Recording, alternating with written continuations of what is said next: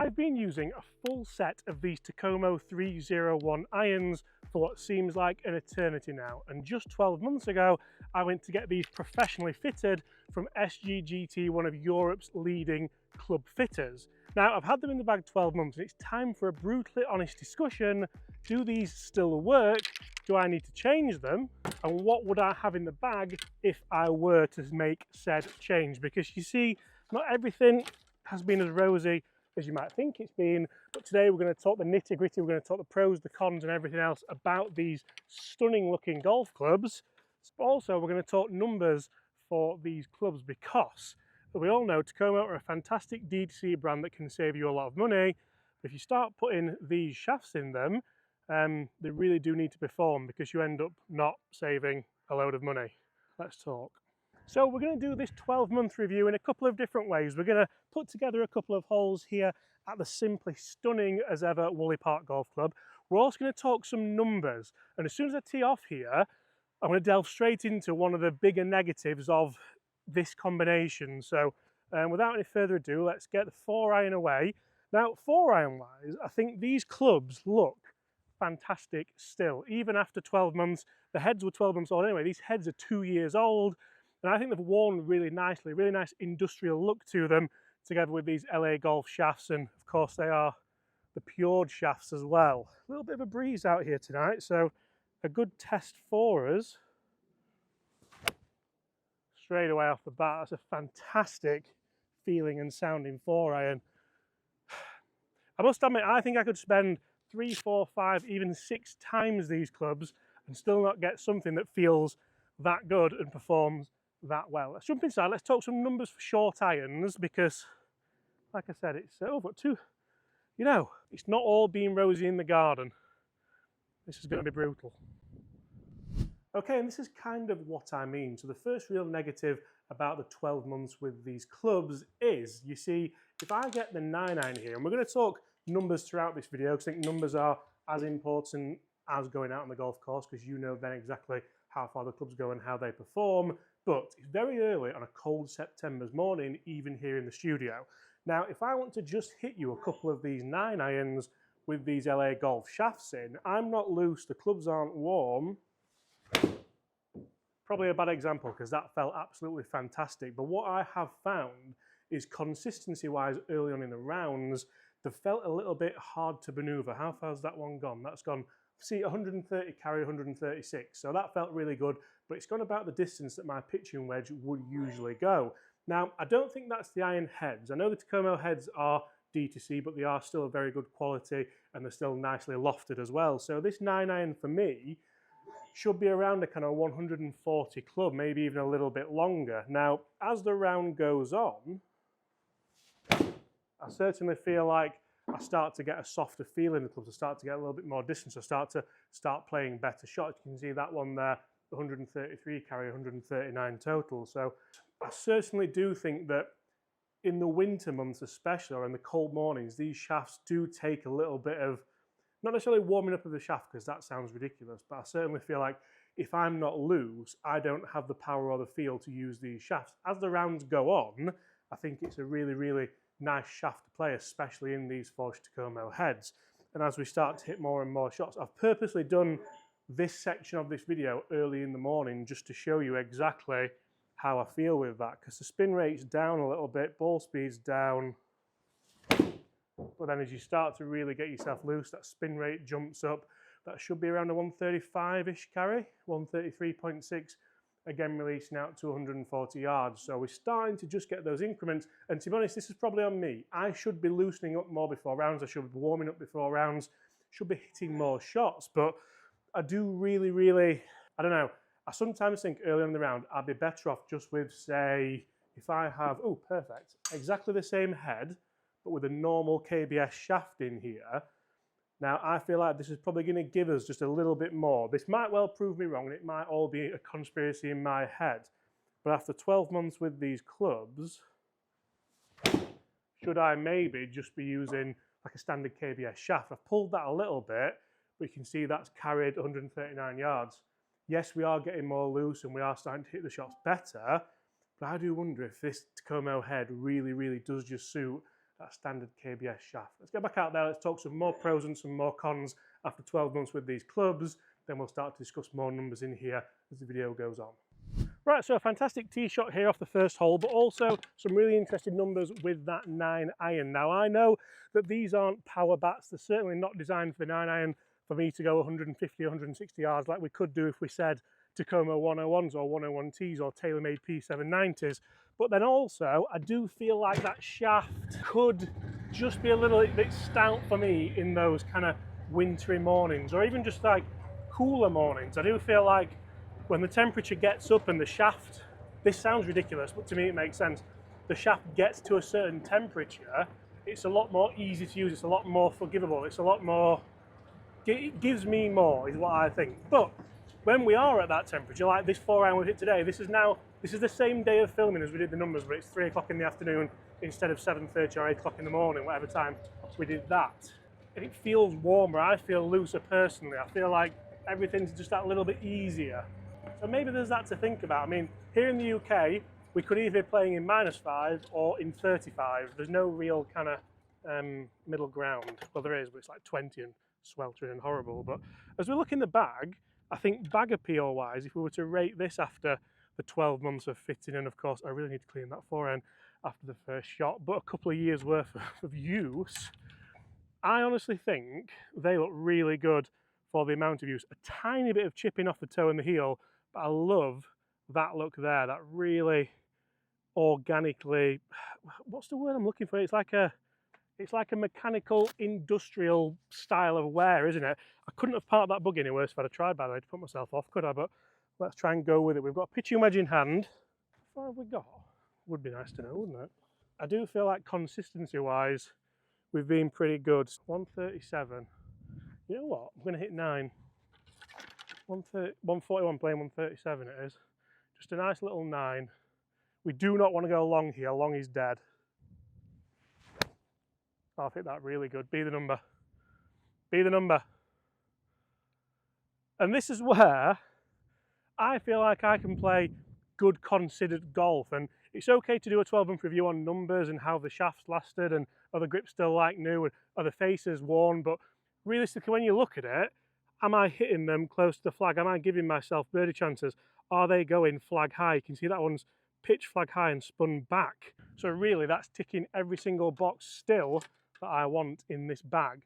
There's still some pros to come, there's still some negatives to come, so make sure you stay tuned and let's continue this assessment. Now, does anybody do this? Does anybody take a step back and give their equipment a 6-month review, a 12-month review, some kind of time frame stamping to see how you've done? Obviously, if you're keeping your stats, like with something like 18 birdies or anything like that, that would help massively. For me, I haven't really been keeping stats because a lot of time when we play, we are playing scrambles, we're playing different formats. Now, I'm not going to give the Lab HS much in this video because it's, well, brand new in the bag.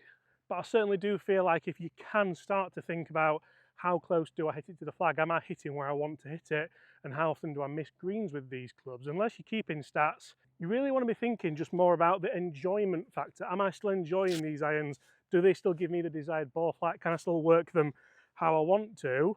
And am I getting enough forgiveness from them? Because that can be a huge factor as well. Tell you what, it was greens maintenance week last week here at Woolley, and these look like they've come on leaps and bounds over the last few days. For a birdie on the first, I've not hit it. Hit it and you've got it.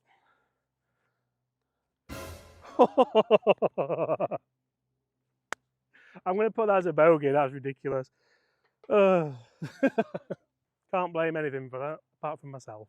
Guys, comment below, would you have given me that? Would you give yourself that? I think for the stats, if we were keeping stats out of like a 6-incher, I would have been happy to give it, but we'll continue and we'll move on.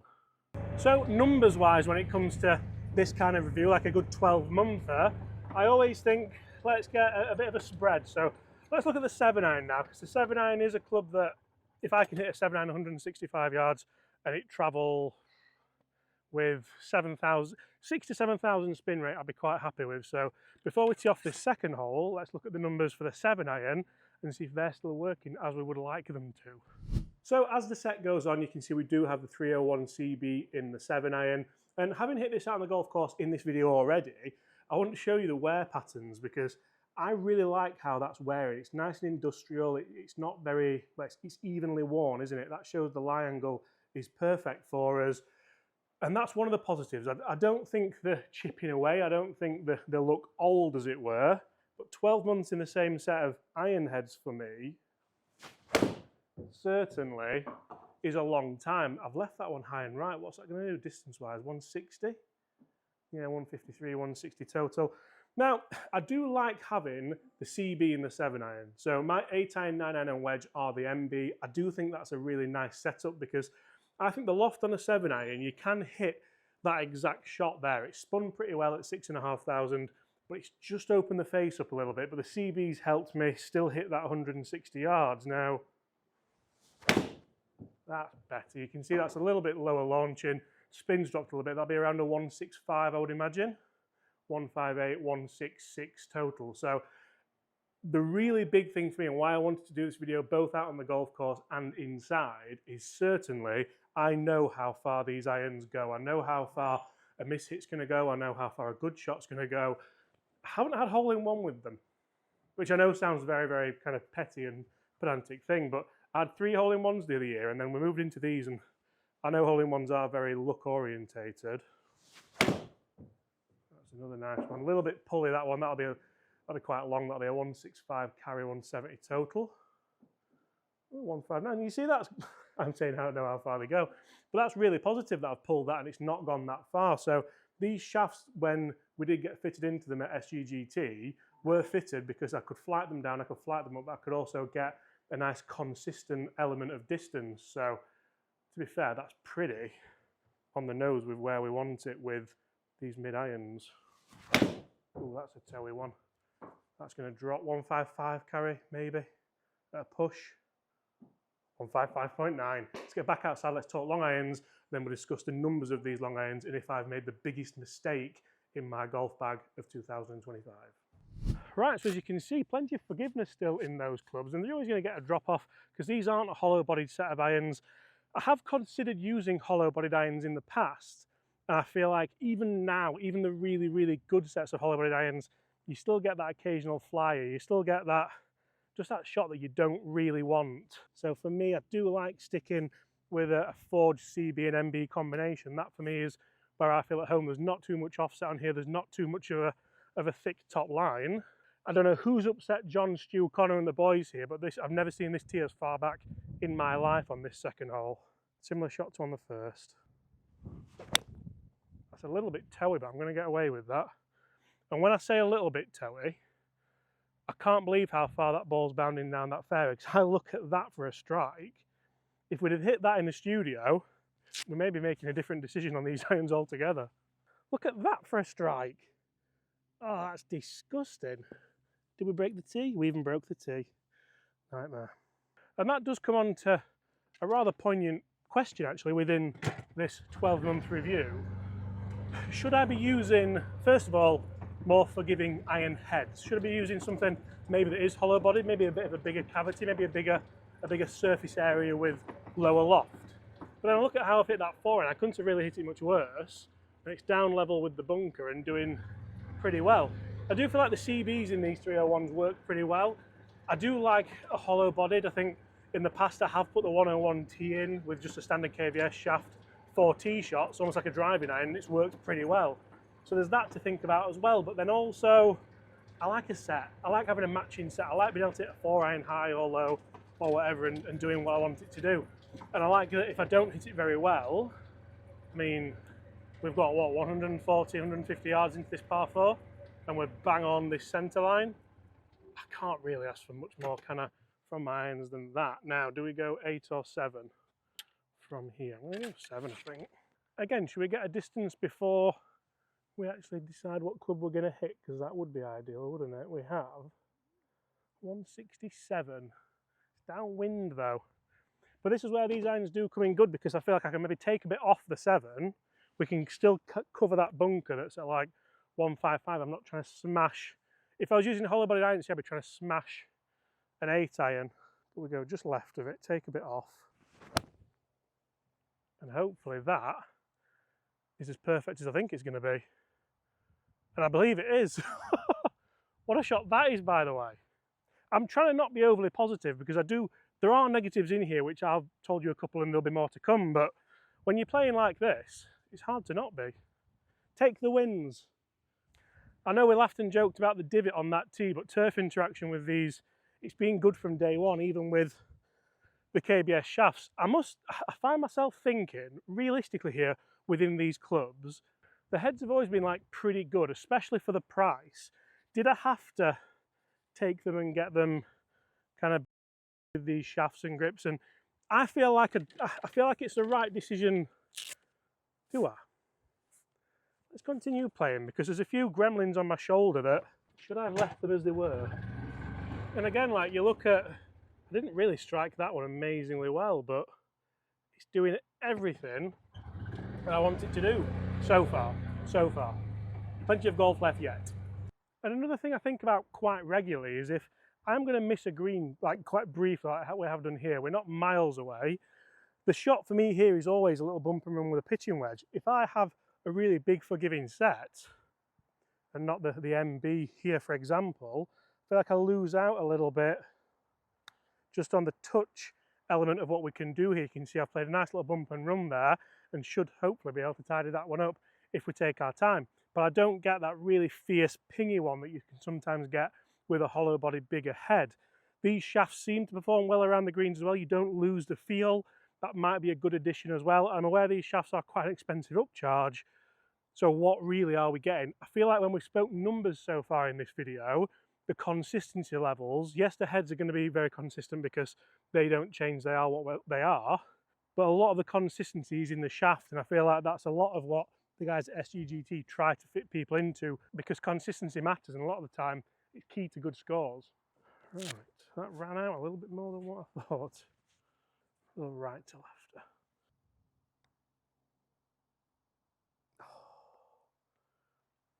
The scores in this video, I'm not saying they don't matter, but it's very strange vibes.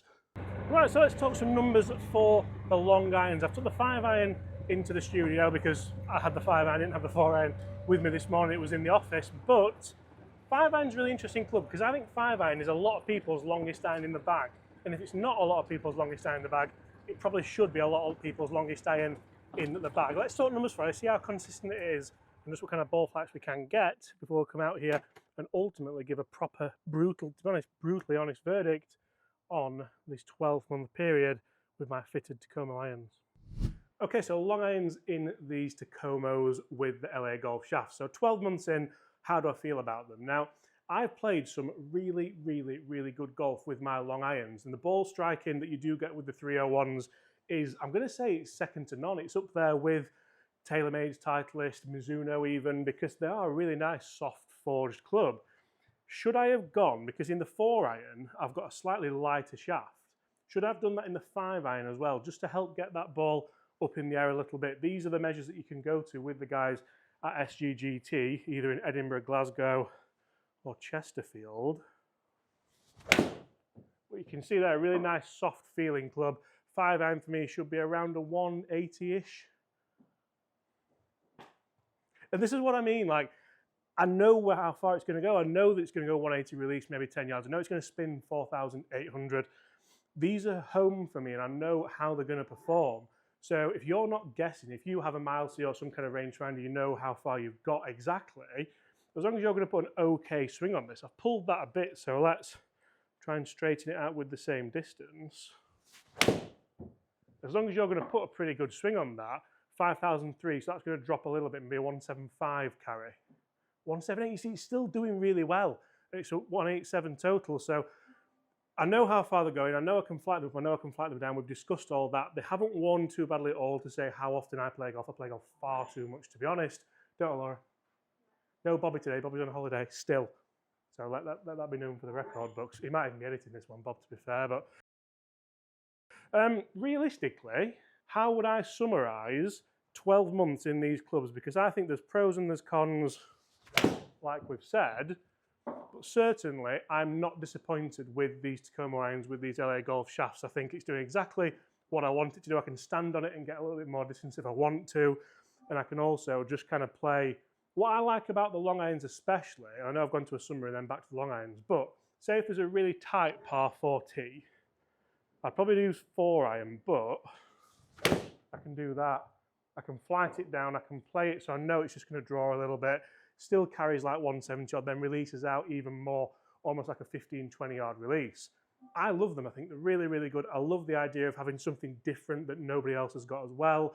Guys, get in the comments below, could you see yourself gaming a set of TAKOMOs and maybe retro-speccing them at somewhere like SGGT? Okay, and after those quite interesting numbers with the 5-iron, we have 145 yards, slightly into the wind, 8-iron. I don't think this hole ever really plays 7. It's into the wind though. No. Let's try and flight down the 8, because the beauty about having the bladed 8-iron is that you can work it that little bit more. I can flight it down if I want to. There's not as much CG placement around the head. So less forgiveness, but look at the sun on that, by the way. Ah, industrial. That was the word I was looking for earlier. A nice little drawy one, I think. Start middle of the green, lower flight. Should release out a touch when it lands.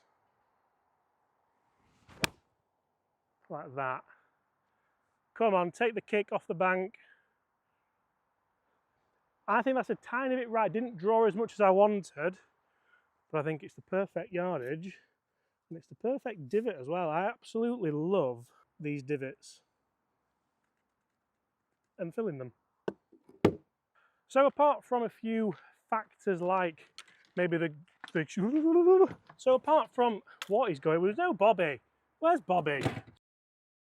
So apart from a few factors, I think with the shaft, would I change anything really? I don't know what we've picked up under that wheel, but there's something.